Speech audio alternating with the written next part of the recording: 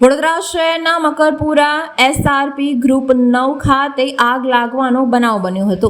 SRP group 9ના સ્ટોરરૂમમાં આજે સવારે અચાનક આગ ફાટી નીકળતા દોડધામ મચી હતી। આગની ઘટનાની જાણ ફાયર બ્રિગેડને કરતા જીઆઈડીસી ગાજરાવાડી TP13 દાંડિયા બજાર ફાયર સ્ટેશન ખાતેથી ટીમો રવાના કરવામાં આવી હતી। ફાયર લશ્કરોએ સતત 45 મિનિટ પાણીનો મારો ચલાવી આગ ઉપર કાબૂ મેળવ્યો હતો। પાણીની જરૂરિયાત વધુ જણાતા 6 ટેન્કર પણ સ્ટેન્ડ બાય રાખવામાં આવ્યા હતા।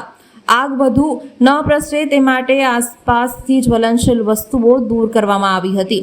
ઘટનાની જાણ થતાં મદદનીશ police commissioner Pravin Kataria, fire officer Nikunj Azad, SRP ગ્રુપના અધિકારીઓ કર્મચારીઓ સ્થળ ઉપર દોડી આવ્યા હતા।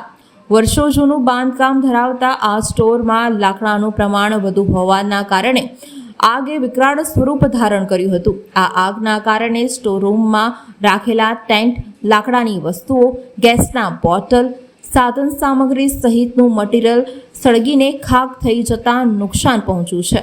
સદનસીબે આ આગ લાગવાની ઘટનામાં કોઈ ઈજાગ્રસ્ત થયું નથી। આગ લાગવા પાછળનું ચોક્કસ કારણ હજી સુધી બહાર આવી શક્યું નથી।